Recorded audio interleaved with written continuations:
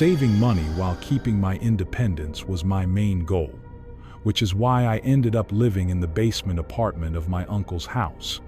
It wasn't the most glamorous setup, but it had everything I needed: its own entrance, a small but functional kitchen, a cozy living area, a bedroom, and a bathroom. The only thing connecting my space to the main house was a door at the top of the stairs, which could be locked from either side. My uncle traveled often for work, leaving the house eerily quiet most weekends.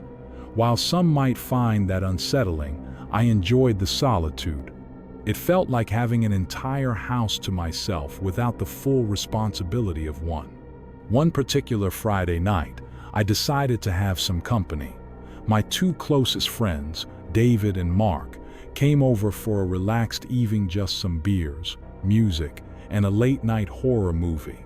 Since my uncle's fridge upstairs was better stocked than mine, I left the connecting door unlocked so I could easily grab drinks whenever we needed.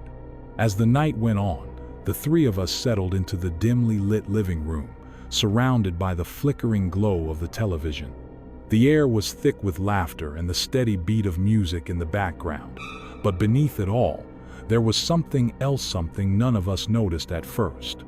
By the time the movie ended, I was feeling a light buzz, not completely drunk but definitely relaxed. David and Mark, both of whom had driven over, decided to crash on my large sectional couch instead of driving home. We said our goodnights, and I went to my room, shutting and locking the door behind me as I always did out of habit. At some point in the night, I woke up, groggy and disoriented. At first, I wasn't sure why, but then I heard footsteps above me in the main house. They weren't heavy or rushed, just slow, deliberate steps. My first thought was that maybe one of my friends had gone upstairs to get some water. I dismissed the noise and turned over, trying to go back to sleep. Then I heard my doorknob twist. Someone was trying to get into my room. I lay there frozen, my heart beginning to pound. The knob rattled again, but my door was locked. Thinking it was Mark or David, I groaned and called out, "Wrong room, man. Bathroom's down the hall." Silence. The knob stopped moving. A few seconds later, I heard slow, deliberate footsteps retreating. Still groggy, I assumed one of my friends had drunkenly gotten lost and wandered back to the living room. I drifted off again, but something gnawed at me, a strange unease I couldn't quite place. The next morning, I woke up to find David already gone. Mark was still sprawled out on the couch, groggy and rubbing his eyes. While making coffee, I casually asked if he had tried coming into my room last night. He frowned, shaking his head. "Nah, man. I barely got up after I passed out." I shrugged, deciding not to press the issue. Maybe it had just been my imagination, or maybe David had done it and forgotten. The rest of the day passed uneventfully. I ran errands, grabbed dinner with some other friends, and returned home late that evening, sober and exhausted. After a quick snack, I washed up and climbed into bed, watching television for a bit before finally turning it off. The moment I did, I heard it again. Creaking, thumping, slow, deliberate footsteps above me. I sat up, suddenly wide awake, my pulse hammering in my ears. The sound wasn't just the house settling, it was too rhythmic, too intentional. My bedroom sat directly beneath the kitchen, and whatever was moving up there was heavy, unhurried, as if it knew I was listening. I held my breath, every muscle locked in place. The room was dark except for the faint glow of my phone screen beside me. My mind scrambled for rational explanations: pipes, the wind, maybe a stray animal. But deep down, I already knew better. This wasn't the first night I had heard it. Then, just like before, the doorknob to my room twisted. I sucked in a sharp breath, heart hammering so loudly I was sure whoever was on the other side of the door could hear it. The knob jiggled again, harder this time, more insistent. My body refused to move. Fear had cemented me to the bed. Then came the knock. Knock, Knock. Soft. Deliberate. Not the kind of knock a visitor makes. Not the kind of knock you answer. I scrambled for my phone, my fingers clumsy with panic as I unlocked it.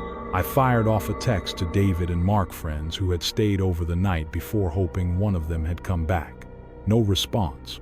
My uncle, the only other person with a key, was out of state. I called him anyway. No answer. Silence stretched. The air in my room felt thick, suffocating. The knocking had stopped, but I could still feel a tan awareness, a presence lingering on the other side of the door. Then, after what felt like an eternity, the footsteps began again. This time they shuffled away, fading down the hall, slow and dragging, as if reluctant to leave. I stayed frozen for the rest of the night, my ears straining for any sound. When dawn broke, I finally forced myself to move. My fingers trembled as I turned the doorknob. The apartment was exactly as I had left it. No doors ajar, no windows forced open, nothing out of place. And yet, the feeling remained, that lingering unease that told me I hadn't imagined it. That night, I checked every lock twice. I even wedged a chair under my bedroom doorknob before crawling into bed, my mind spinning. Eventually, exhaustion took over, and I drifted into an uneasy sleep. I don't know how long I was out before I woke with a start. The air was different, heavy, electric. My skin prickled as a deep sense of wrongness settled over me. The room was silent, but something felt off. It took me a second to realize what it was. The chair. It had been wedged under the doorknob before I fell asleep. Now, it was across the room, and the door was open. I listened. Silence. Then, a loud thump echoed from above, followed by the unmistakable sound of hurried footsteps. I sat up, frozen. My mind screamed at me to run, but my body refused to move. The footsteps were not slow and deliberate. They were frantic. And then, the worst part, they weren't moving away. They were coming down the stairs. I scrambled for my phone, my fingers fumbling as I dialed 911. My voice shook as I whispered to the operator, barely able to get the words out. Someone was in my house. Then I heard it, breathing, right outside my door. Ragged, uneven. The door handle twisted violently, rattling harder than before. I grabbed the flashlight from my nightstand, gripping it like a weapon. The operator's voice crackled through the speaker, telling me to stay on the line, that officers were on their way. Then, silence.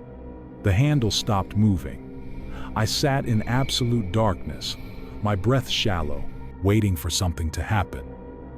A slow creak broke the silence, not from the door, from under the bed. Minutes later, a tap on my bedroom window nearly made me scream. My heart pounded as I spun around, my breath catching in my throat. A police officer stood outside, his face barely illuminated by the street lamp's glow. He motioned for me to open the window. Hands trembling, I fumbled with the latch and slid it open, the cool night air rushing in. The silence shattered as officers moved through the house. Then a shout, a struggle. My stomach twisted as they dragged a disheveled man down the stairs.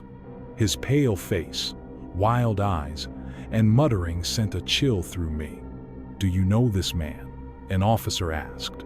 I shook my head, dread curling around my spine. There was no forced entry, no broken windows, no unlocked doors. He had already been inside. The police found his stash in the attic crawl space: food, blankets, personal items. He had been living there for days, watching, waiting. I replayed every moment: the strange noises, misplaced items, that eerie feeling of being watched. I had ignored it all. My uncle didn't press charges, but my security was shattered. I triple-checked locks, installed cameras, but the fear never left. For 2 nights, I had been watched, and I would never forget it.